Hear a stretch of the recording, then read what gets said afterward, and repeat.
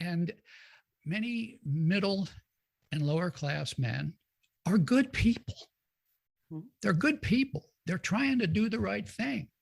And to be told to shut up, sit down, you've had it so easy for so long, you're just reactionary and racist, just, shut up and we're going to take what we want.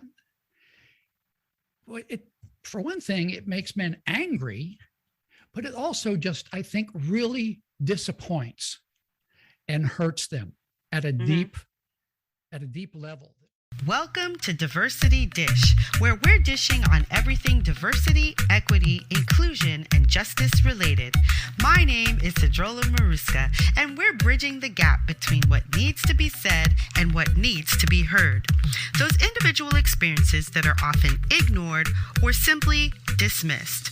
Sometimes I'm dining alone, sometimes I'm dining with friends, and sometimes I'm dining a la carte. No matter how I'm dining, it promises to be delicious. Let's dig in.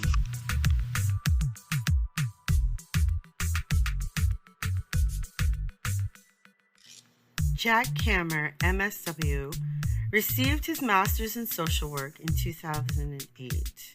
He did a year as a correctional officer, aka jail guard, in the infamous Baltimore City Detention Center. Following that, with a year as a probation and parole officer agent in Central Baltimore. Then he went on to work for National Fatherhood Initiative as a trainer for various state correction systems to teach prison staff how to run NFI's Inside Out Dad program for incarcerated fathers. He started a social work consultancy called Working Well with Men, whose mission was to provide tools and training for the social work profession to help men give and get all the love they can. He produced and hosted a radio show called In a Man's Shoes on a public station near Baltimore from 1983 to 1989. He was executive director of the National Congress for Men, whose motto was preserving the promise of fatherhood. In 1985 and 1986, he worked with the late former 7th District Congressman and Black Caucus Chair Elijah Cummings when he was a Maryland state delegate in the effort he sponsored to have Maryland establish a task force on men to study the connection between male social issues and problems of crime, violence, educational underachievement, unpaid child support, and others. In 1994, St. Martin's Press published his book, God Will Toward Men, Women Talk Candidly About the Balance of Power Between the Sexes, a collection of interviews he conducted with 22 women, most of whom identified as feminists, all of whom were ready, willing, and able, and even eager to talk not just about women's disadvantages as women, but also their advantages, and not just about men's advantages as men, but also their disadvantages. He was named Outstanding Recent Graduate of the University of Maryland School of Social Work in 2012, and he gave presentations on social work professions' gender bias at the National Association of Social Workers State Conference in New Mexico, 2010, North Carolina, 2011, and Maryland in 2015. An emblematic piece of feedback came from New Mexico. The presentation and the presenter pissed me off, but it all made me think really hard and made me realize that I need to keep these kinds of ideas in mind. He also presented at the first and second national conferences on social work with and for men in 2008 and 2009. Well, thank you so much for coming back to Diversity Dish. It is so great to have you back. Today, my guest is Jack Kammer, and he is a counter-feminist social worker. We're going to figure out exactly what that means. Here's Jack. Hi, Jack. How are you? Hi, Sadie. Do you say Sadie or Sadie? Sadie. Sadie. Okay. Yes. Hi. Hi. Very How nice to are meet you. you? Good to meet you I'm. too. I am good. I am hopeful about our show, and I'm also a little apprehensive about how it will go because I think we're coming at the same issue from different places. But boy, would that be a great opportunity if we can meet in the middle. That's exactly why Diversity Dish is here, and I would love for it to be that way. Great. Thank you for being here. I'm really excited to have you here. And before we get into the meat and potatoes, as I like to say, I would love for you to tell us, what is it that you are most passionate about right now? I am most passionate right now about the same thing I've been most passionate about since I think about 1983. And that is helping to articulate and helping people to understand the real lives of men and boys and to overcome the stereotypes that apply to some men, but not to all. I don't even think to most. And in fact, I think they are wrong about most. And in the context of our show, what I am most passionate about is the possibility that we might be able to do our little part. Maybe it won't be so little, I don't know, to do our part in helping to understand why so many men, including men of color, a surprising number of men of color, voted for Donald Trump. And if we can understand why so many men voted for Donald Trump and help to understand that they weren't really voting for Trump as much as they were voting for, I don't know, some empathy, which he, in I think a very phony way, projected, but made that empathy real, it would be healthy for our public discourse, our public policy, and to give men a chance to vote for somebody that they really like rather than Donald Trump and still feel like they were being heard. Right. I think that is so interesting that you said that, because we often ignore the male vote, don't we? We take into consideration the female vote because, of course, always, 52% or 57% of white women voted for Donald Trump. Of course, there was a percentage of Black women or other, marginalized people that voted for Donald Trump. But no one ever talks about how many men voted for Donald Trump. And I think what happens is that we simply chalk it up to the fact that those men were like him or thought like him. And so they decided that he was the right man for them. And I think that might be not just a misconception, but I think it might be hard for men to be put into that bucket. So what is the conversation? What are we need to have a conversation. Well, at the risk of conflating presidents, I want to quote the famous line from Bill Clinton: "I feel your pain." Now, and I think Clinton, being a very different person from Donald Trump, really did feel people's pain. He was a much more empathic person than Trump. But Trump pretended to feel people's pain. Right. He looked around and saw that there were some people who were not happy with the way things were going in their lives. And he decided, yep, that's a political opportunity for me. I'm going to tap into that and tell those people what they want to hear. Right. Even though I don't really believe it. Right. And what I hope we can do is to talk about the pain that a lot of men really do feel, and to make it possible for progressive people and social justice warriors even to take those feelings into account in an empathic way and not to dismiss them immediately as the reactionary, Neanderthalish, racist, hateful attitudes of a bunch of white men, ignoring the fact that a lot of black men voted for Trump too. That's what I hope.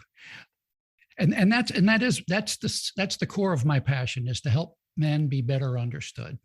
Because I think if we understand men better, we'll treat men better. It was Mr. Rogers, Fred Rogers, who, according to his archivist, I checked with her to see if she thought this was true. I heard that he carried in his wallet, and she said it's very possible, because he did carry things in his wallet, and it sounds like the kind of thing Mr. Rogers would have said. He said, there is nobody you couldn't learn to love once you know their story.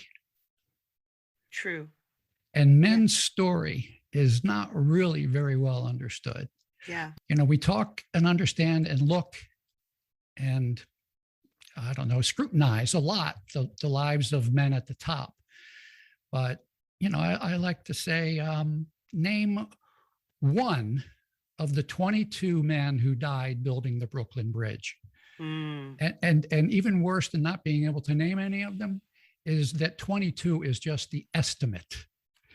They aren't even really sure how many men died building the Brooklyn Bridge.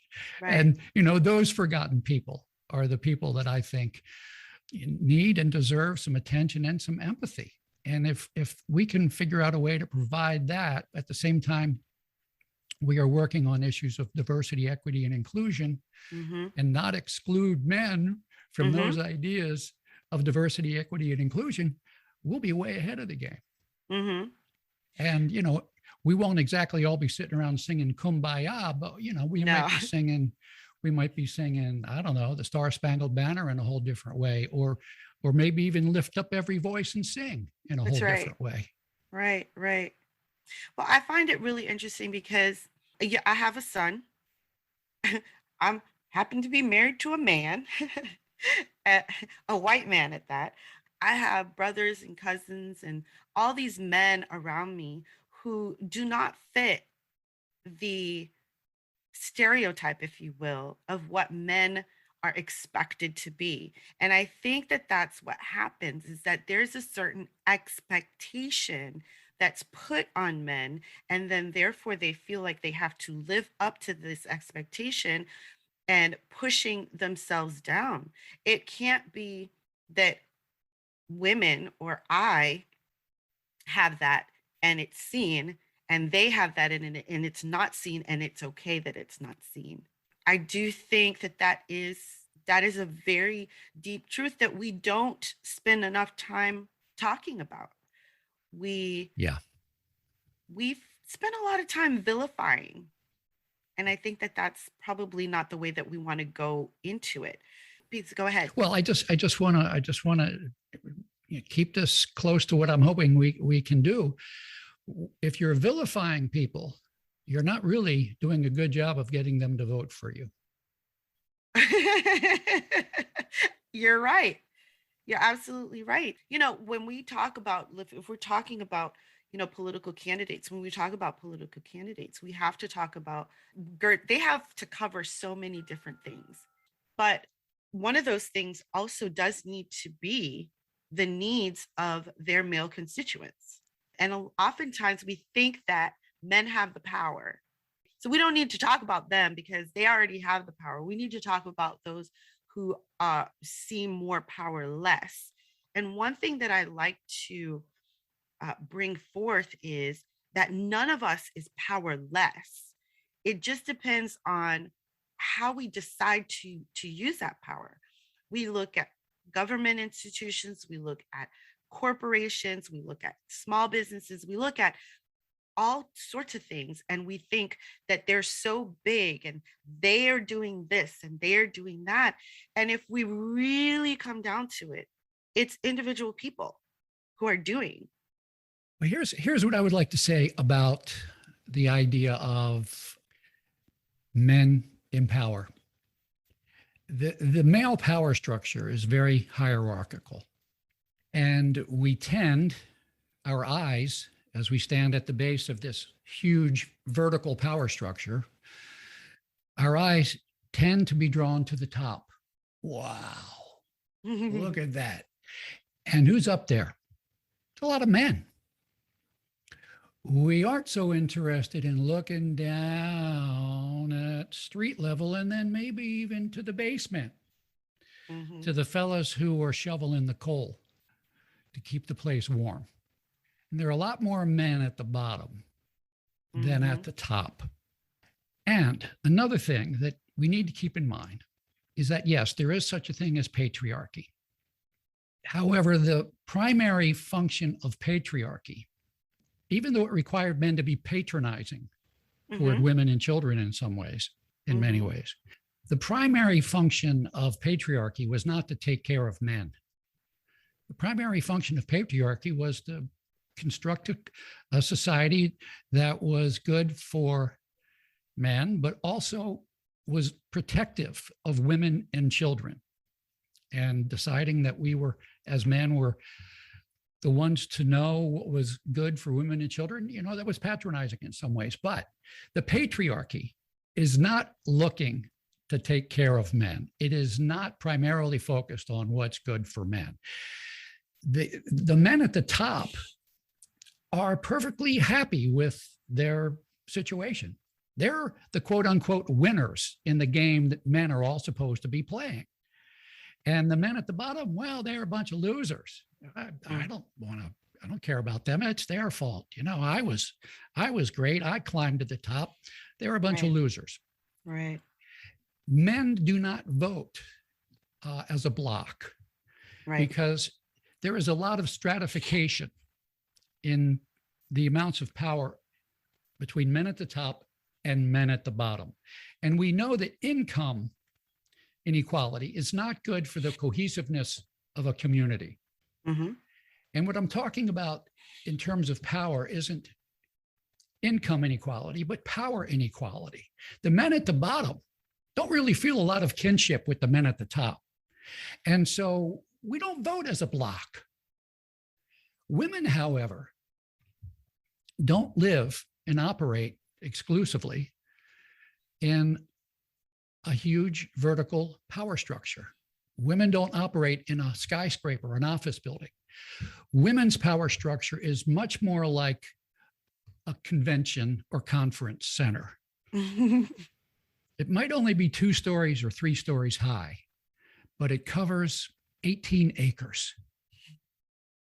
And the people in there are very much equals. I mean, that's why they come together to sort of talk about other people who are like them and who have similar interests. And once those similar interests are understood, there is a reason for women to vote together, to vote as a block. And it's not happening for men. Interesting. I can see what you're talking about, because if we just think about the Black Panther movement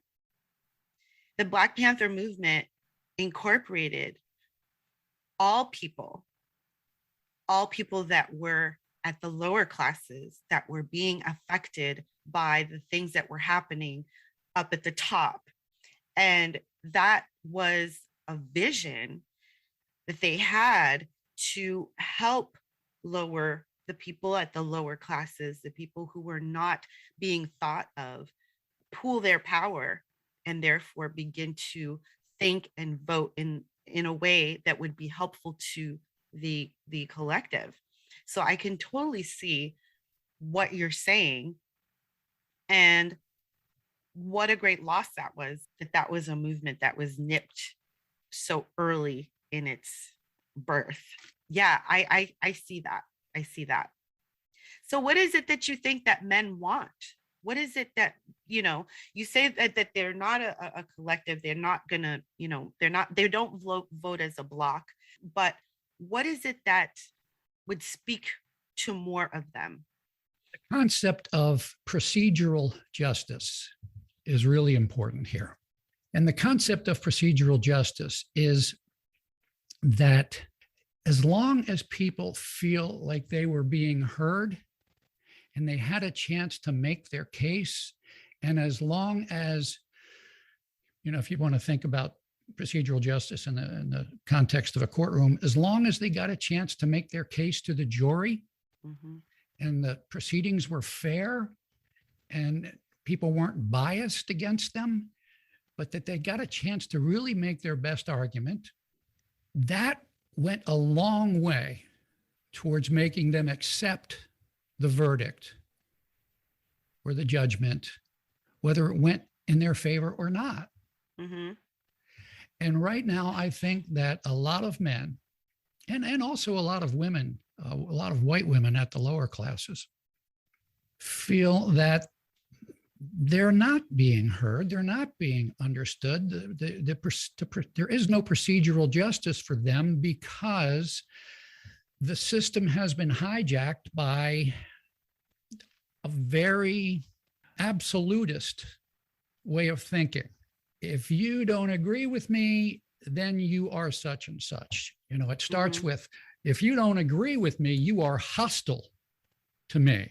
And, then you're off to the races. Then, Yes. then you're my enemy. And then what do we do with our enemies? We demonize them. Right. Why do we demonize them? So that we don't have to feel bad about treating them horribly. Which is what humans have to do in order to treat other humans badly. We have to demonize each other and we have to other each other in order to say it doesn't matter what happens to them because they're terrible anyway. Yes. And many middle and lower class men are good people. They're good people. They're trying to do the right thing. And to be told to shut up, sit down, you've had it so easy for so long, you're just reactionary and racist, just, shut up and we're going to take what we want. For one thing, it makes men angry, but it also just, I think, really disappoints and hurts them at a deep level. That this isn't what life in America was supposed to be. It was supposed to be about fairness and democracy and respect for each other. And this is not what a community is supposed to be. Right. And Donald Trump tapped into that. Yes, that vein of resentment. Just resentment. Resentment yes, that's a good word. And it didn't start out as resentment. It Right. started out as hurt and disappointment. Right. But, after you try a little bit, you're not really invited to try, but after you, try a little bit to say, hey, come on, this isn't fair. And you get batted down as a racist and a troglodyte and a reactionary and a hateful person, then it becomes resentment. Wait a second, I'm not and you're not so perfect because, look at the power plays you're making, you're taking, that you're deploying. It's not healthy. So procedural justice, people feel like they've been heard, is key. Yes. And I think a lot of what you're saying is a lot of what I say a lot of the time, in that when we look at society today, we're looking at it as if it is something that was just dropped in and that just happened just like this, where, this is how things are because, it just came this way. Failing to realize that looking back historically is so important to understanding how things work and what's going on today. And so I say, I fully agree with you that we need to have these conversations. I think that a breakdown happens because sometimes we don't realize that the same generational traumas that marginalized people are going through and dealing with and probably unpacking and going, oh my God, oh my God, oh my God, correlate to the same generational traumas that white people have, but that they don't confront, or that they don't look at, or they don't think about as being generational traumas. But I also think that we as marginalized people look at that and go, well, all you're doing is living in this space without looking at what's happened to create what's going on. And then we don't have the tools to actually come together and talk about it, because we've been segregated, we've been pushed apart, we've been indoctrinated in different ways in different places. And so we do need to have those conversations. We do need to bring it to the fore. I agree with you in that we need to bring it to the fore and realize why some of these thoughts are being had. And then, like you said at the beginning, I hope that we can find a place where we can understand each other and actually do something about what's going on. Hey, thanks for listening. My name is Sedruola Maruska, and I help entrepreneurs and small businesses go from mediocre to magnificent by transforming their cultures to be more equitable and inclusive. To find out how we can work together, go to diversitydish.com, where you'll find my consulting, coaching, and speaker information. diversitydish.com. I look forward to working with you. Yes. And I would like to make a point that that I think is valid, that it's very good and magnanimous of you to acknowledge that white people too have histories of difficulty. However, I think that a lot of white people would be very able and willing, and are very able and willing, to acknowledge that the historical traumas of Blacks in America are probably, on the whole, a whole lot worse. Oh, and no doubt. Yeah. And if given a chance to have it recognized, what you recognized, that a lot of white folks came over to the United States, because of the Irish potato famine, or because the coal mines in Scotland or wherever, ran out, and they saw a better opportunity to come and work in the coal mines in America. Not exactly living large. They all didn't come over on the Mayflower. Right. No. Right. And you're absolutely right. Yeah. So to have it recognized that, white people, are struggling too, makes it easier for white people to be able to say, thank you for acknowledging that. And man, it must really be hard trying to overcome the legacy of slavery. Right. Reaching out and not saying, yes, but, but yes, and. Yes, and. Absolutely. Yes, and. I think even through slavery, I would never discount what happened in this country to enslaved people. It was an atrocity of magnanimous proportions, to the extent that we even have a very, very difficult time when we begin. I'll speak for myself. When I begin to read accounts of things that happened to enslaved people in this country, it makes me ill. It is atrocious, right? It is atrocious. At the same time, when we think about the people who were inflicting that atrocity, what that did to their psyche, and what that also comes down, it's those who were enslaved had it much, much worse. And we are unpacking that, and we've been unpacking that for years, right? But we need for the other portion of that atrocity to acknowledge and unpack as well. Because until that happens, we're yelling into a void, because that portion of the population that is not confronting that is saying, I didn't do it, why do I have to pay for it? But yet I am benefiting from everything that was put into place because of this system. If they're not confronting, if they're not speaking up about it, if they're not unpacking themselves, there's this chasm that is created, right? There's this place where, you're looking over and you're going, we can't cross that. It's getting bigger and bigger and bigger, and we can't cross it. I think that there are many people who are working to build bridges across that chasm, who are working to go, like you said, yes, and yes, you have to be able to acknowledge yes, and it can't be but, because then that is only trying to, my understanding is that's only trying to be right. And that's only feeding the ego of needing to be right versus the need to build or to understand, to be understood, and that sort of thing.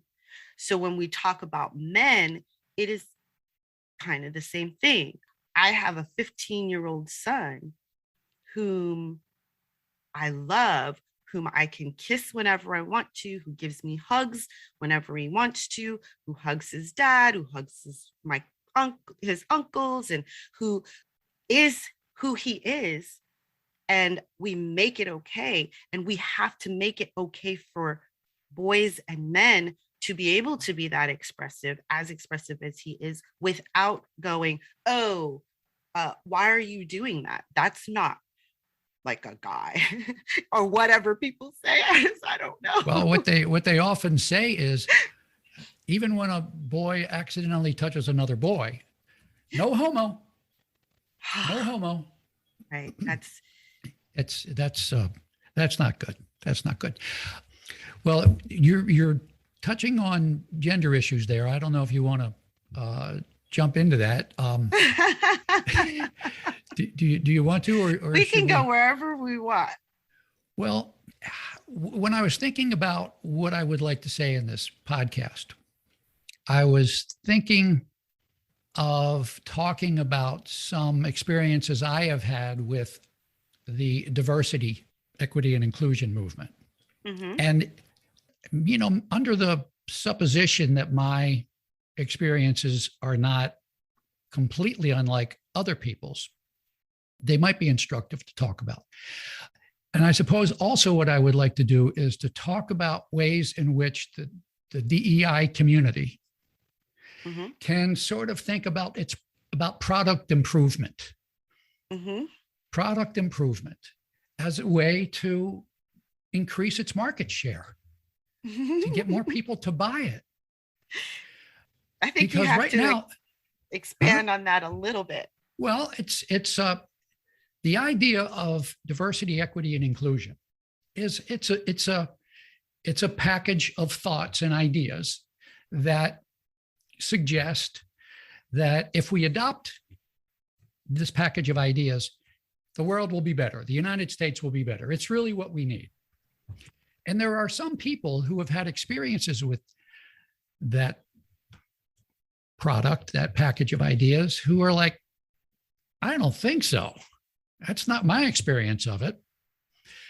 So I have some examples of mm-hmm. my experience with diversity, equity, and inclusion that I would like to suggest we could talk about as a ways of improving the product and making it more marketable and mm-hmm. acceptable to the people who are currently like, no way. Here's an example. I worked for 10 years for a large nonprofit organization in Washington, D.C. This organization took very good care of its employees. And one of the perks was a nice gym in the basement. And I would go there. I don't know. I would like to think I went there every day. Probably didn't. Went there, I don't know, maybe 3 times a week. But it was very much a part of my routine. And it was very good for my mental health, along with my physical health. But mainly it was good for my mental health. And the routine in the gym in the basement of this building was that it was quiet. And if you wanted to listen to music, you could bring your little portable radio and your earbuds. If you wanted to, listen to an audible book, you could do that. Your preferences did not adversely impact my preferences. Mm-hmm. So I've been doing this for years. One day I went into the gym and there was a TV playing with the sound up, the Jerry Springer Show. Oh boy. And I'm like, oh my God, what are they doing here?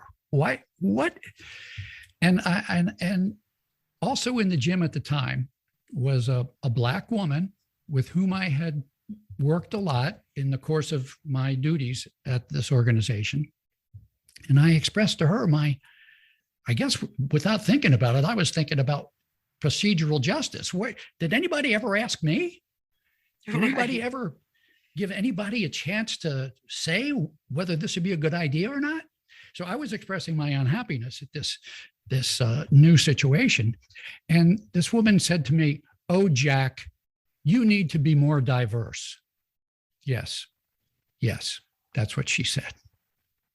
I need to be more diverse. How the idea of diversity.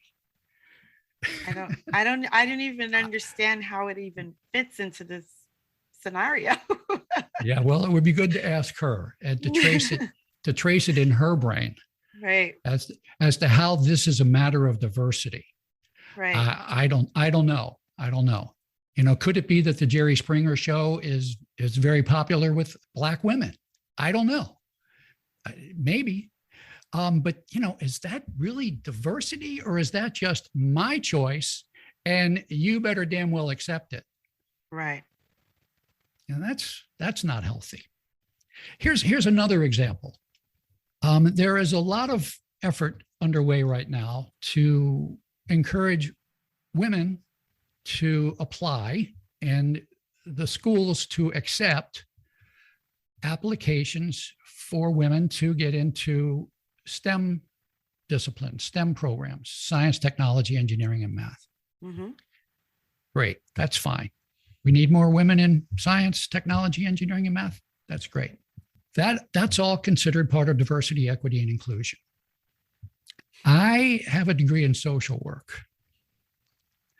And I am wondering why diversity, equity, and inclusion seems to be so non-diversely applied to situations in which men are the minority community. Now, if there is benefit to the country to having women running the calculations that are necessary to decide how to build a bridge, mm-hmm.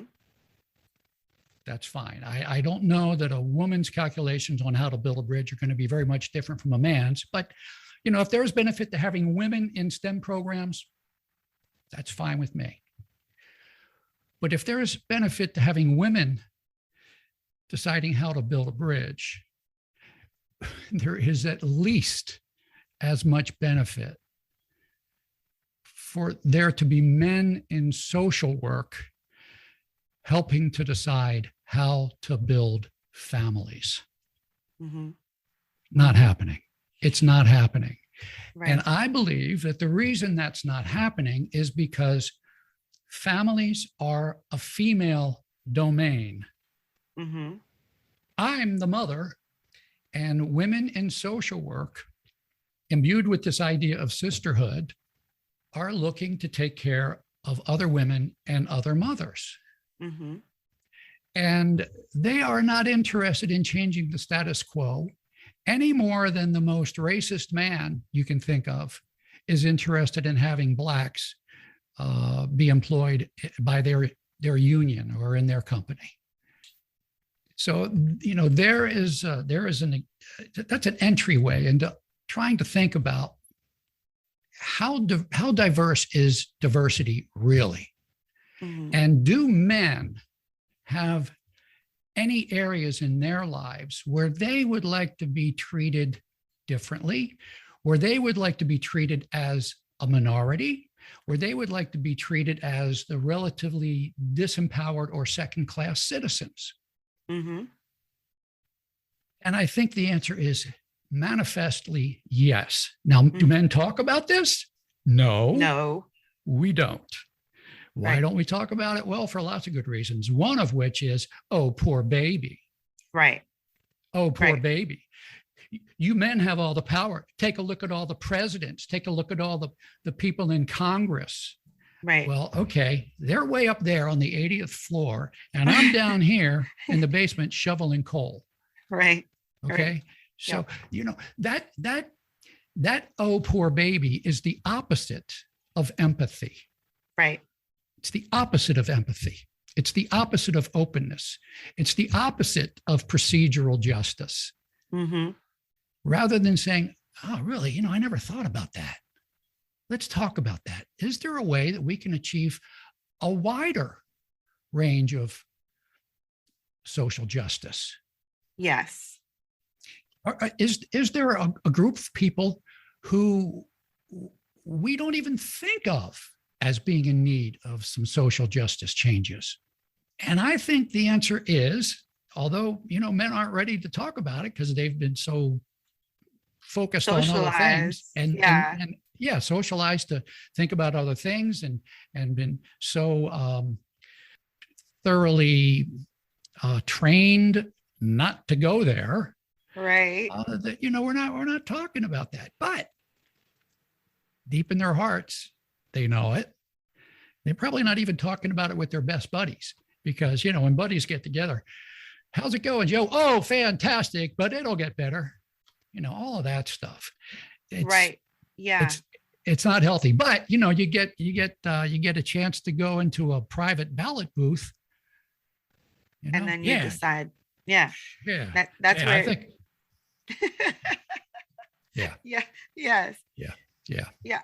I think I think that what you're talking about is something that I've concluded on different occasions, and that is that it's more about the equity and the inclusion that attracts the diversity than it is about putting the diversity first.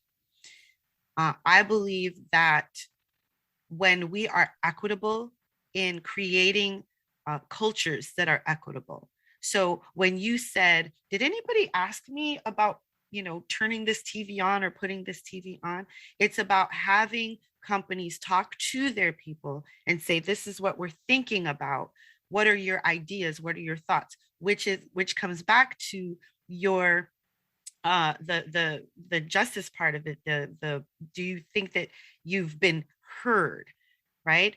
If you're asking and it comes down on the side of, well, most people wanted to have the TV there and you heard about it, then you would feel like, oh, well, okay, a lot of people wanted this here, I'm going to work around it, rather than have it just show up and you go, who decided this, and why did they decide this, and when did they decide this, right?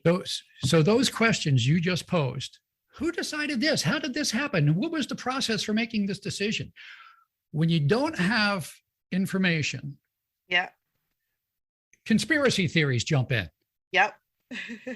And so what occurred to me was, oh my God, probably somebody who likes Jerry Springer went to her BFF in the facilities department and said, hey, you know what would be great? Put in a television in the gym. Right. That's the thinking. Is that what happened? Could that have been what happened? And that's, that's a microcosm of how people feel about the whole realm of social justice issues. Yes. Why nobody talked to me? Nobody asked me. Just those people up there in control and power are making decisions for their benefit and for their self-interest, and they are not paying any attention. They're not even asking me what I want. Right. What I want, what I need, how I think is going to affect me. Absolutely. You're absolutely right about that. And that's why I don't, when I, and that's why I always emphasize, it's not about putting things out. It's about bringing information in and then processing that and then saying, this looks like what most people are feeling. How do we work with that? This looks like what most people are thinking. Yes. And there's an additional benefit to diversity, equity, and inclusion. It's not just, we count noses and the majority wins. It's when you're making a decision and you bring diverse viewpoints together, you're much more likely to come up with a more nuanced, elegant, sophisticated solution that really touches as many buttons as possible. Which is why I think we so much need men in social work. We need to encourage men into social work because, what can be more complicated than human relationships? Mm-hmm. And when they're being judged and we devise programs and treatments and therapies and interventions for families in trouble, and we only focus, understand the female point of view, mm-hmm. it ain't working. Mm-hmm. It ain't working. Mm-hmm. And I think we can look around at some of our most distressed communities and see the fallout of that. I'm not saying that's the entire cause of the distress in our most distressed communities, but I think it's a very big part of it. Yes. And in a lot of social services don't include men. As a matter of fact, they take the man out of the situation. So the man has to out himself from the situation in order for the mother and the children to benefit. And I think that is horrible. I think that that is horribly, degrading and counterproductive. Very. Now that situation is getting better.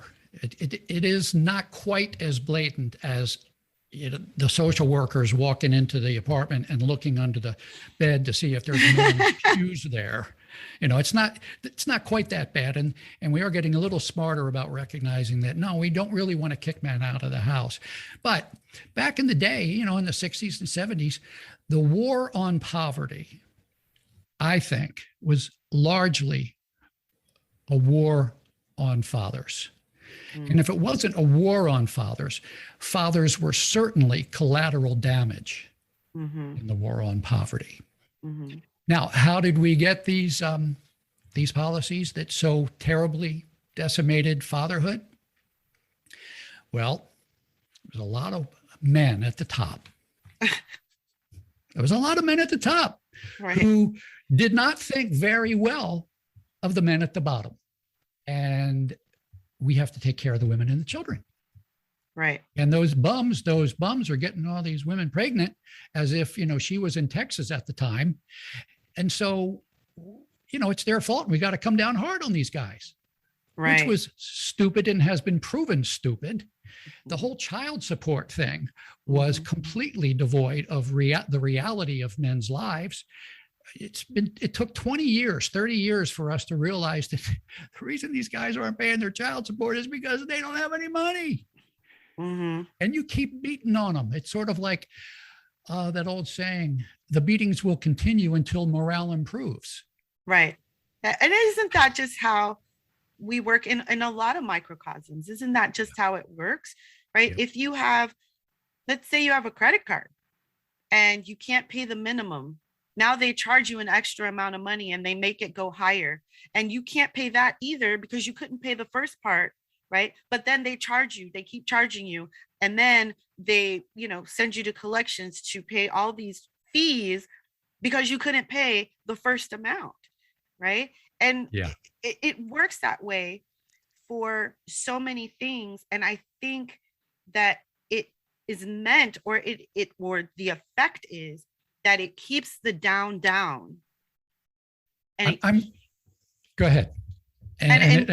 So the rich get richer, basically. Well, they push up, but what has to happen is that they have to push down on enough necks, because when you're holding someone down, you can't rise that high, right? Because you got to make sure that you're keeping them down. So what do you do then? You get someone else to do the job for you, who doesn't understand quite why it is this way, but who knows that their job is to keep you down, right? Well, the repo man ain't making a whole lot of money. Exactly. And he's not making a lot of money either, right? So he's being kept down by the next person, right? And the next person who's making maybe just a little bit more than that other person is keeping that other person down. And it becomes, like you said, this pyramid. I'm reading a book right now called Why Nations Fail. And I'm about halfway through. And the primary concept of it so far and I think it's going to carry through to the end of the book, is that the healthiest nations are the nations whose economic system is inclusive rather than extractive. So this thing you were talking about with the credit cards, that's extractive. We don't care about these people. We really don't care about whether they're going to be long-term credit card holders. We don't care if we force them into bankruptcy. We don't care if we force them into despair and suicide. We don't care. We're going to get as much money out of them as we can for as long as we can on the short-term basis. We're just going to extract from them as much as we can. Right. Nations that are built on extractive institutions fail. What you want is inclusive economic institutions, and not just economic institutions, all institutions. You want to make people feel included and excited about their potential. And and so how much better would it be if the credit card company would have to spend some money on a customer service unit that was willing to call somebody up and say, hey, can we work out a deal here? We understand you're on hard times. We'd like to keep you as a customer because we know when you get back on your feet, you're going to be a customer of ours for 30 years. Right. What can we do to help you rather than squash you? Yeah. So yes, we need the idea of inclusion, diversity, equity, and inclusion. That part of inclusion is so key to making people feel like they are part of the game. They are part of the team. They are recognized and valued, and they have an opportunity to develop their potential and to be as good as they can be.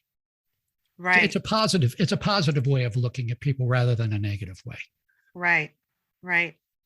Or a magnanimous way of looking at people rather than a selfish way. Rather than a selfish way. Right. So if we think about it and we take that credit card company and we consider that the credit card company is made up of people, the people make up this credit card company. And if more of those people, even those people who own, greater shares of this company, if we take those people and those individual people were empowered from the top down, from the bottom up, right? Not from the top down, the bottom up, to say, you know what is happening here is not helpful. How can we make it better? And the information could go to the top and say, you know what, you're right. Let's see what we can do. How much better? You said we're not going to sing Kumbaya. We're not going to sing Kumbaya because there are too many different personalities, too many different things going on. But we could be in the same room and be with each other without killing each other. Right? We may not be sitting together singing Kumbaya, but we could be in the same room without killing each other, and things would be better. We could recognize that we have disagreements, and that doesn't mean you're my enemy, and that doesn't mean you're hostile to me. What it means is maybe I need to know a little bit more about where you're coming from, and maybe you need to know a little bit more about where I'm coming from, and maybe what we both bring to the table can be oh, wow, we can do it this way. Exactly. In a way that it doesn't occur from merely one point of view.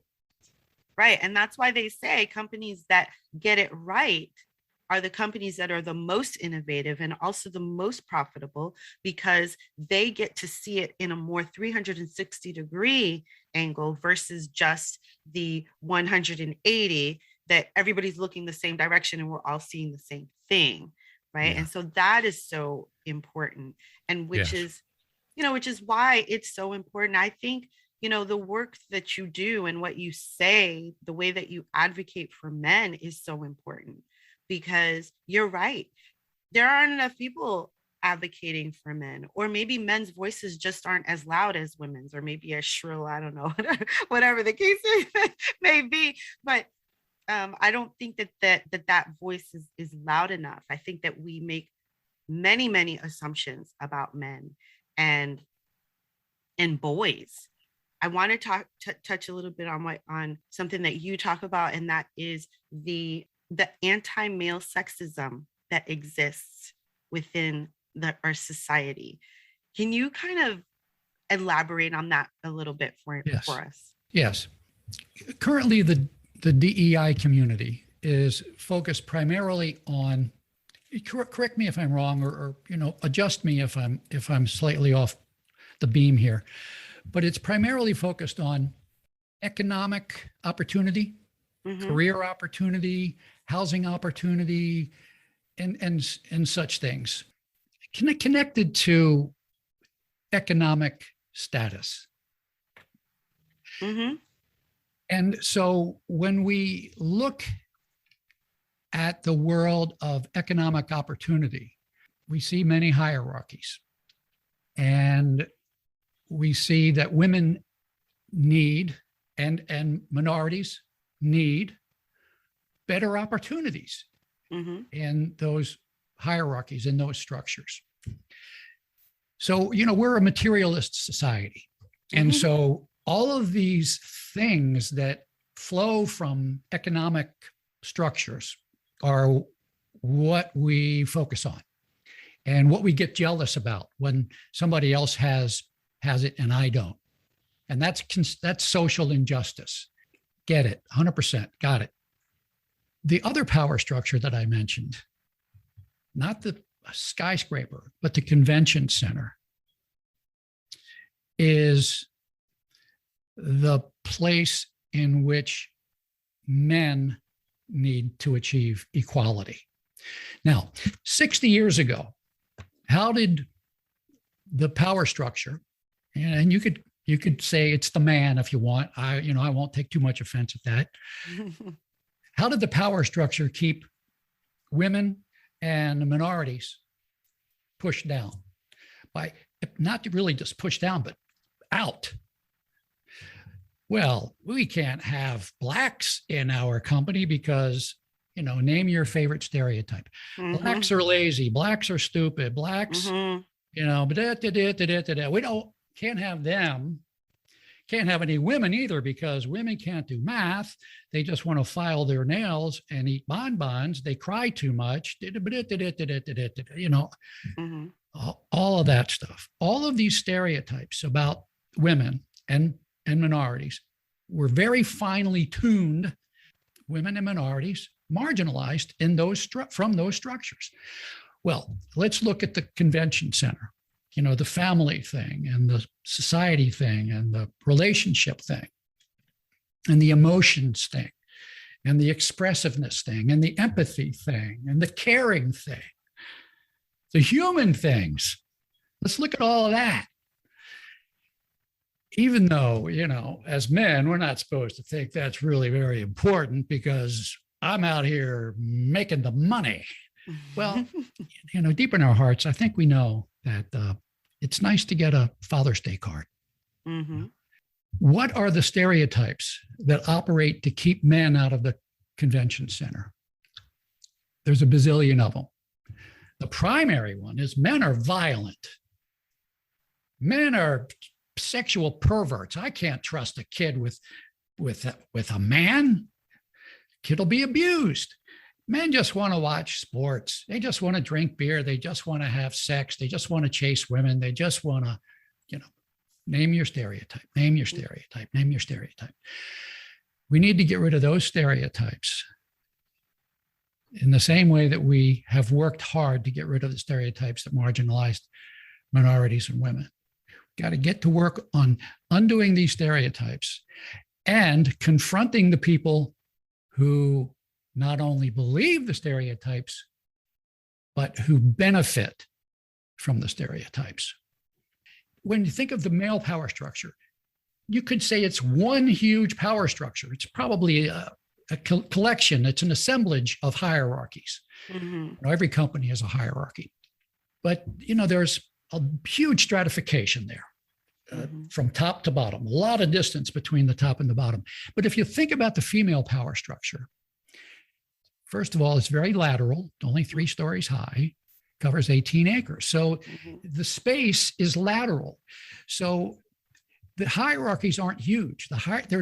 Instead of one huge hierarchy in the female power structure, there's a million tiny hierarchies. And by that, I mean, every little family is a hierarchy. And every woman who's got kids can think of herself as the queen of her little kingdom, her little queendom, her little domain, and have some man come along and say, hey, I'd like to sit in the throne room too. I'd like to be recognized as royalty too. I'd like to have some say in what goes on in our kingdom. Well, a lot of women are like, no way. I'm the mother. You're just a man. What do you know about kids? And so it perpetuates itself in a very, very bad way. Now, I know that people will say, oh, well, there's a lot of men who are really involved in their kids' lives. Yes, okay. And there are a lot of babysitters who are involved in their kids' lives. But we're not talking about men being babysitters. We're talking about men being equal partners in deciding on the optimal upbringing of this child. Right. Yeah. And to exclude the male point of view, that's not inclusive, right? It's not diverse. Right. It's certainly not diversity to think that the mother, I know everything. Right. It's not equitable. Not equitable. It's not diverse. It's not inclusive. Right. And it perpetuates itself depending on how. Yes. Right. Yes. Depending on what it is put in, it perpetuates itself. Yes. Right? Yes. Yes. Absolutely.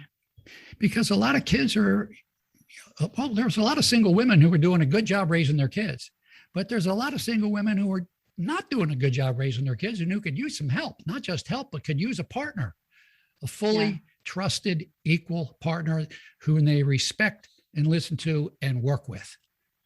And it needs to happen a lot more. Mm-hmm. Yeah. Now, that's probably not exactly why a lot of men voted for Donald Trump, but you can apply that. You can look in the convention center just to see that there are a lot of families who are depending on men for their sustenance, and they put pressure on men to make money. Now, a lot of women make their own money, but there are a lot of men who feel very unappreciated, very pressured, very hard put upon to do what they're supposed to do so that they can at least visit the convention center and be part of a family, even though they are only second-class citizens. Recognition that, I'm under a lot of pressure here to make money just so I can have an emotional life. Mm-hmm. And when you make it really difficult for me to keep my job or to get the next promotion because I'm a man, that's not fair for me. Mm-hmm. I've worked for 30 years, pretty much making myself sacrifice a lot of this good stuff that goes on in the convention center so that I can be in this pyramid making money. And I'm trying to work my way up. And then this diversity, equity, and inclusion program comes along. Whether this is true or not, it's the perception that it is hurtful. Mm-hmm. This program comes along and says that next promotion I thought I was going to get so that I could be more of a player in the convention center. Well, I'm not getting it. I worked with a bunch of men in the Social Security Administration. They formed, this was back in the 70s, early 80s, I think, who formed an organization called AMEN. I think it was Aged Men for Equality Now. And they told me about situations that were driving them crazy, where one day their secretary was their secretary, and the next day their secretary was their boss. Didn't go over well. No. That's it happens. Yes, it does. And I think that that's part of the backwards thinking of, within DEI as well, right? I think that sometimes it's the knee-jerk reaction that happens, right? Like when we talk about microaggressions and we say, what you did, that the way that it impacted me, and people are like, well, I didn't mean to do that. It's not what I intended, blah, blah, blah. It's the knee-jerk reaction of well, we need to be more diverse. What are we going to do? Wow, we're going to shake this all up. We're not going to worry about we're not going to worry about the culture that we've built. We're not going to worry about the culture that we've cultivated within the company. We're just going to make the numbers and the optics look right. And if we make the numbers and the optics look right, everything will be right. But what that does is that's what hurts people, all the people within the organization. It's very hard to get people to buy into an idea of equity when what has been done is you've overlooked people's ideas and thoughts, right? And it goes back to what we were talking about, having those conversations. It overlooks everyone and it just says, you know what, this is what needs to happen and this is how it happens, and it happens inequitably. People feel very much put out or put on by these things. And so then what happens? They begin to look for other places to work, or they become disgruntled employees, or the culture becomes incredibly toxic for anyone of any diverse background coming in because, oh, really? No, you're not taking my job. So here we're gonna create this culture here where you don't even want to stay. Correct me if I'm wrong, but on the issue of the optics and trying to make things look good, right? Tell me if I'm wrong. I have heard, and I think I've seen examples where it appears to be true, where a company that wants to tout its optics, its statistics, sort of gets double credit for hiring a Black woman because she checks off the racial diversity box and she checks off the gender diversity box. I have a very deep spot in my heart for Black men. I was a parole and probation agent in central Baltimore for a year, and I've done some other things with very marginalized men. And I know they have a lot of heart that we are sort of wasting. Mm-hmm. But if a company can check off two boxes by hiring a Black woman, where's that leave Black men? Mm-hmm. Not in a good space. And then when Black women who have, pretty good jobs with benefits at pretty reputable and stable companies start bringing in the dough, what do I need him for? How hurtful. I'll tell you how hurtful it is. I had some very tough guys, very tough men in my parole and probation, in my parole and probation office. Tough guys crying about how they just cannot catch a break. They're trying to do right and they cannot catch a break. How are they trying to look? I think I heard your sister use the 4-letter S word on the interview she did with you. So I'm not gonna hesitate here. I'm just gonna say it. Please.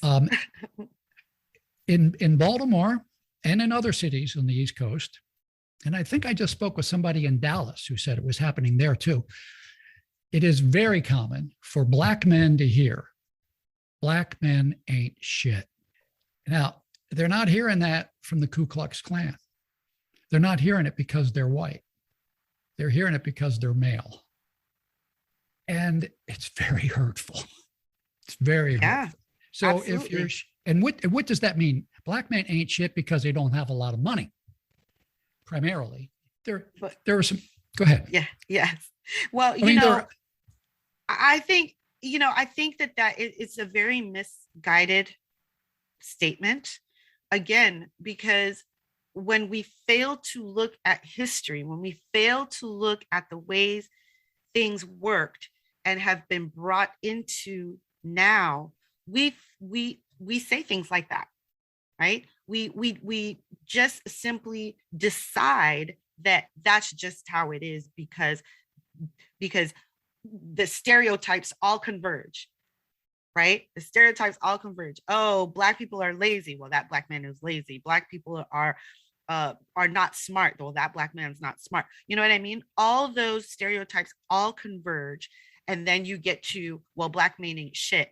When in reality, when you look at the way that the systems work, in order to keep Black men out of work, keep Black men out of what they need, keep Black men out of the family sometimes even, then that's when you realize they could be doing the very best they can and they can't catch a break because there's so many things working against them. I fully agree with you on that. And I think that it is something that needs to be looked at, and it is something that needs to be empathized with, and it is something that needs to be examined and broken wide open, because it doesn't make any sense, for that to be an idea or thing, because then it's simply another stereotype that's put on. And that sexism comes in there for sure. And it's a huge waste of talent. It's a huge waste of talent to keep men and their experience, their ideas, their desire to nurture and love their children. It's a huge waste. It's like we take this rocket fuel that we have and we dump it in the gutter, and then we're surprised when it catches on fire. Right. Right. It's what is expected? Yeah. Well, I think what we need to expect, and I don't know what the right verb is. Demand would be an extreme version of it. Encourage, maybe, cajole, persuade, ask. Take a male bricklayer back in the day. Just as it was hard for him to accept, well, two things. One was that his wife was going to be making money too. And number two, that this woman is going to be a bricklayer in my union. Wait a second. No, men are bricklayers. This is what makes me a man. Just as it was very hard for men to accept all of the new ideas and teachings of the women's movement. And it wasn't easy. It was hard. A lot of men fought it and had a lot of trouble with it. It's going to be at least as difficult for a lot of women in the convention center. And I think it's probably going to be even harder, because what this guy in the union was giving up was, kind of a little thing. He had a job being a bricklayer, and it wasn't really the most important thing in his life. His family was the most important thing in his life. But it's going to be even more difficult for women in the convention center, because they are the queens. They are the queens, the soul. They are the monarch, the one ruler. And I got to cut that in half. I got to divvy this up 50-50. No. It's going to be difficult. No, I don't have to do that because he's a bum. He's no good. I'm the mother. I create life. It's got to get done. It's got to get done. Yeah. I think, when we're talking about the convention center, I think that we have two different convention centers. I think because when we're talking about convention center, we're talking a lot about feminism and a lot about the feminist movement and that sort of thing. But I think that there are two convention centers. There are marginalized women in one convention center, and then there are white women in another convention center. And although that maybe some people can go back and forth, or some people can actually visit the one or the other, the needs of the one are different than the needs of the other. And we see that when we talk about suffrage. We see that when we talk about the need for Black women to consider the community, the Black community, or, the Asian community, all of the marginalized women over here thinking about their community, and white women thinking what we perceive as thinking more of wanting to be like the white man, right? It's very different conversations, very different communities. And so I think we also need to understand that there are going to be very different things that happen when men go into one convention center versus another convention center. Because in one convention center, like you said, there are queens, there are people who are definitely feeling that they can do it themselves. They don't need that man for sure. But I think that is a product of having had to do it themselves for a long time and having had to rely on themselves. And there's a fear there, which brings me to, again, back to the conversations that need to be had so that people can understand where each other are coming from, so that they can say, oh, okay, I understand. You're not trying to take anything from me. As a matter of fact, together we can build more and better, right? It's the same conversation that needs to be had when you're talking about equity and inclusion within a company. No, we're not trying to take anything from anybody. We're just trying to have a conversation so that we can all actually benefit together better and more. So I kind of wanted to point that out, because I think, as I look at it, I think that there really are kind of two conventions going on, and there have to be conversations, to that effect as well. Yes, yes. And I want to add on to that idea too, by saying that there are two convention centers for men. Mm-hmm. And I want to make it very clear that I don't think that the problems of Black men are just because they're men. Mm-hmm. I talk about sexism primarily because we don't talk or think much about sexism against Right. men. I certainly don't want to suggest in any way that I deny the fact that racism also operates hugely against Black men. And it's sort of a terrible 1-2 punch. You're no Right. good because you're Black. You're no good because you're man. And there are sexist stereotypes against women, but for 60 years we've been working on them.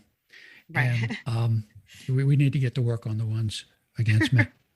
Right.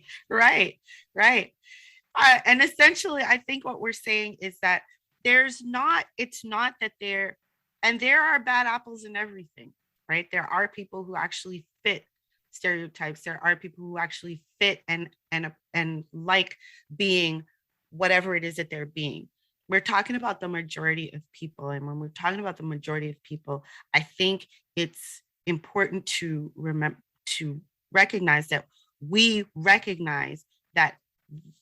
we having these conversations is important in order to bring forth the ideas and the thoughts and the things that maybe someone's going to walk away and say, what, I never even thought about that before. Like, I never even thought about why men, vote for Trump. I never even thought about why a man might feel a certain way because of so much emphasis and so much focus being put in another direction and very little being put on men.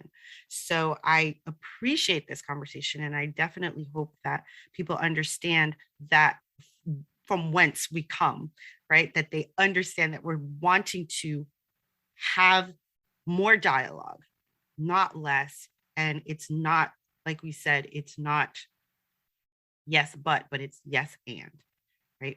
And this and these things. There's so many things, like there's so many layers in all of this that we're talking about. There's so many layers. And we need to be able to take it as it comes, take each layer as it comes. Okay, this is a problem. How do we work this problem? And then there's this problem. How do we work this problem? Versus thinking there's only one problem, one solution to everything. It's absolutely untrue. Yeah, that flies in the whole face of diversity, equity, and inclusion.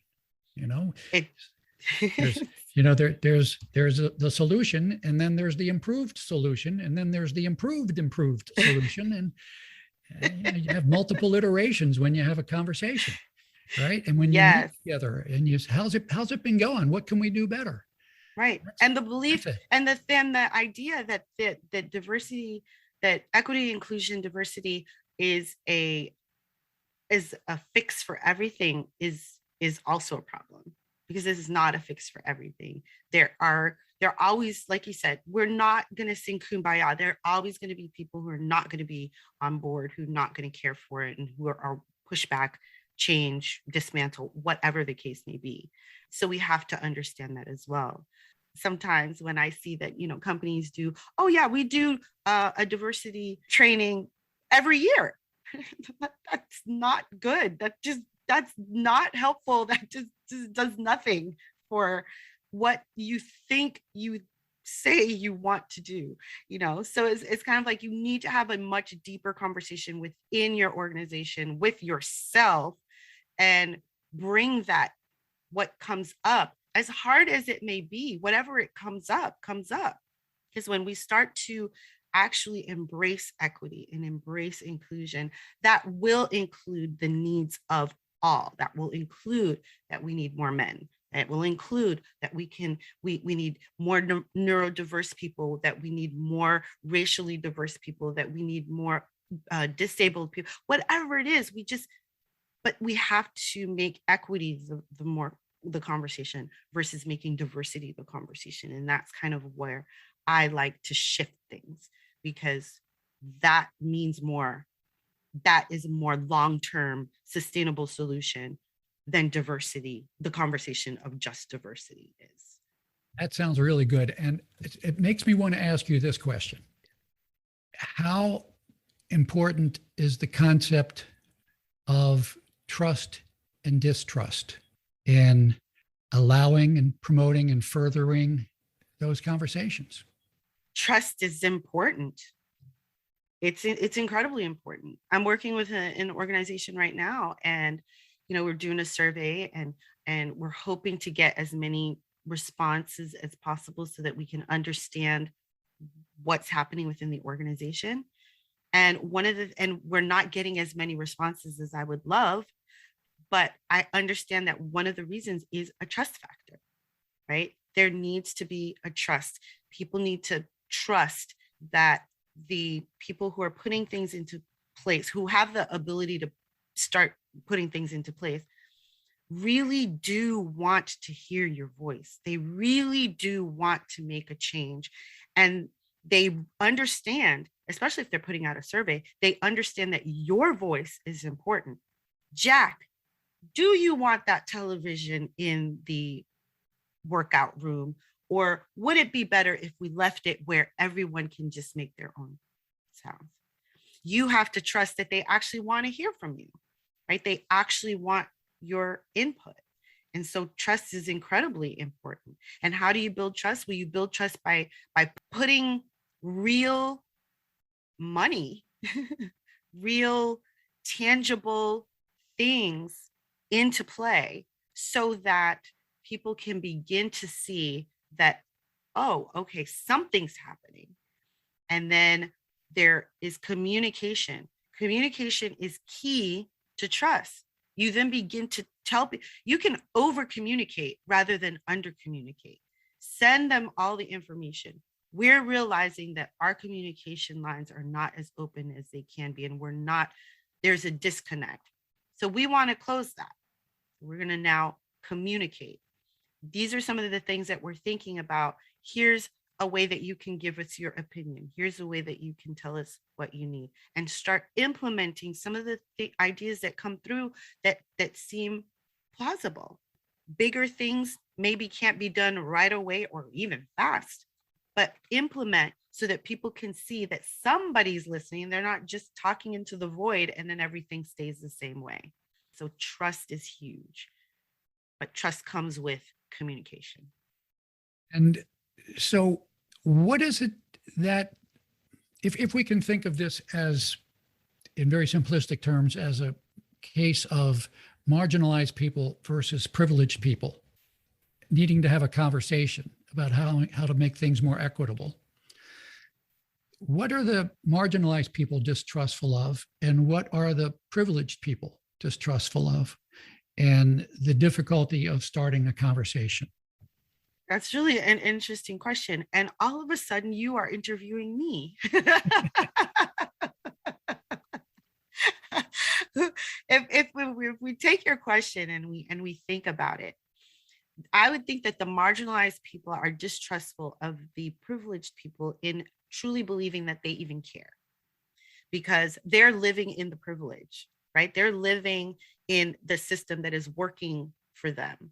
And so over here, you're going to say, well, I really hope that they really want to help, but I'm not sure, right? And the privileged people over here are going to be distrustful because they have that privilege and the fear that these people want to take something from them. And so they're okay. So why do we need to change anything? Everything's fine, you know? But the thing is that in order to have those conversations or to bridge the gap, you have to begin to see things that are invisible to each side. I say this as a Black person prior to getting into this work. I would always say, oh my God, how can they not see how horrible this is for this community? How is it that oh my God, they're so evil. It's so terrible what they're like, really, why can't they just open their, what? Can they see this? And then they're still doing it. And then I started having conversations more on this side with people more privileged and people, and things would come up and they'd be like, oh my God, I never thought of it that way. So there's a blind spot. There's a barrier. There's a blind spot that marginalized people can see certain things because it is their reality. And people that we call privileged are over here and they don't see it. They've been shielded from it. And so they don't even understand how it affects not only them, but how it affects the people who are on the other side of this shield. And so when people over here begin to allow themselves to simply move in this direction, and people over here, the marginalized people, go, oh, you want to understand this? Here's some information. And they go, oh my God, I didn't realize. And then they dig more into it. Now you can kind of have a conversation and you can say, okay. And one thing that I like to do is to kind of switch it around. What if this were your reality? Let's give you a scenario. What if this were your reality? How would that feel to you? And you go, ooh, like, well, that is a lot of people's reality. And this is why. Oh, right. So now we're able to start building that trust, and we're able to start building those conversations that actually shift and move and build the bridge over that chasm that has been created. So that's my perception of it. And that's how I see it. And I work with it in that way, always trying to help people to see something versus the that happens sometimes. And it's not that I don't still do that, but I do it a lot less. So Jack, is there any final piece of information you would like to share with us today? Yeah, I have a whole bunch of things on this list of things to talk about. Maybe this is a very big problem right now, and it's fixable. I mean, it could be changed like that if the right people wanted to. But right now, at this very minute, there exists in the White House a gender policy council. Now, you and I have talked about gender issues, women's gender issues and men's gender issues. We've talked about the fact that for 60 years, we've been working on women's gender issues, not done yet, but we got a 60-year track record of working on that. Just barely getting started on men's gender issues. And, women and girls, men and boys. The White House Gender Policy Council under President Biden, a white man, the top of the patriarchy in the United States. All right. Not terribly interested in the gender issues of men and boys. The White House Gender Policy Council unabashedly, avowedly, openly, clearly, sort of assertively insists and is entirely disinterested in the gender issues of men and boys. Now, they don't say they're disinterested in the gender issues of men and boys. What they say is they focus exclusively on the gender issues of women and girls. Not good. No. So if if President Biden were to say, we've realized that was a mistake, Right. and there's a lot of men who voted for Donald Trump, and maybe we could win a few of them over by acknowledging that, they've got some problems too as men. Right. We're going to make this Gender Policy Council truly diverse, truly equitable, and truly inclusive. Babadoo, babading. Yeah, we'd have men, women, trans, fluid. We would have a lot of more representation, and Yes. therefore actually be able to address varying gender Yes. issues, because there Yes. are different gender issues besides men and women in this Yes. country, right? Yes. Well, I should probably say that I think there are some concerns in the Gender Policy Council about trans issues, but my focus is primarily on men. I don't know that they're concerned about trans men as much as they're concerned about trans women. I don't know about that. So maybe I should amend what I'm saying, since you bring up the question of, the multiple different facets of sexuality and gender. Maybe I should amend it to say, there is no interest in the Gender Policy Council about the gender issues of, maybe I should limit it to heterosexual men and boys. I don't think they're really interested in the gender issues of cis. No, that wouldn't work. But gay men, just straight gay men who are just gay. Right. Right. I don't think they have any interest in the problems of gay men either. Yeah. So it would be nice to see President Biden acknowledge the mistake there. And I think he could do himself a world of good. Some women would be upset by his making that change, but where are they going to go? Are they going to go for Trump in 2024? Not likely. Not likely. Right? I don't know. A whole lot of women voted for him the first time, and even more voted for him the second time. So I just, I'm like, oh, what happened? Where's the breakdown? What is the deal here? So we'll just, we can certainly hope that more men's issues will be addressed, and therefore more men will feel that they are being heard, and that there will be a shift there. Yeah, a blending would be nice. A blending of feminist ideas and masculist ideas. Yes.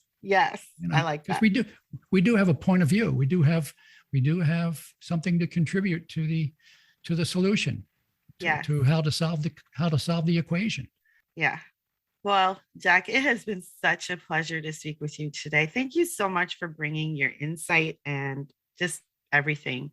Well, thank you for being diverse, equitable, and inclusive enough to say, I'm going to have this men's issues guy.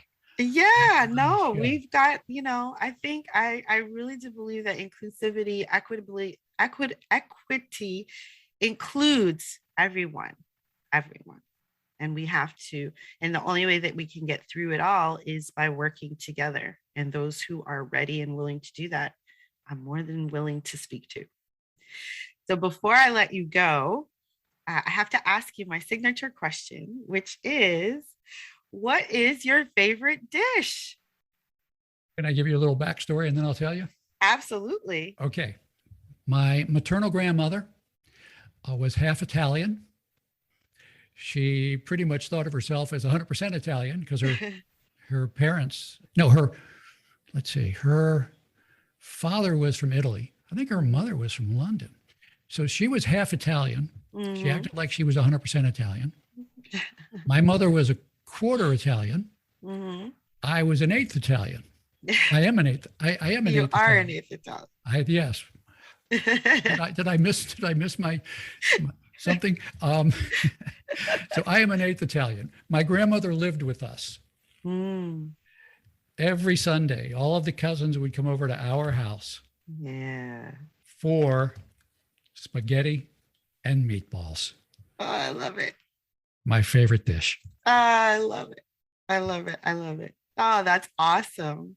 What a nostalgic thing for you Yeah. also, right? Yep. Every time you Yep. have it, you probably have this whole Yep. feeling that Yep. comes with it. Yep. Yep. Love And it. I always think, it's pretty good, but it's not like Nana's. Not like nanas. That's awesome. Well, thank you so much. I really appreciate you being here. And I know people are going to gain some value from what you had to share. I sure hope so. And I've benefited from talking with you, Sadie. Thank you very much. Hey, did you enjoy that episode?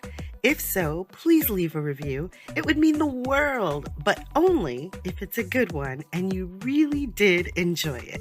In which case, it would be awesome if you help support my work over at patreon.com/Sedruola Maruska. And finally, before you go, don't forget diversitydish.com. I'd love to work with you. See you soon.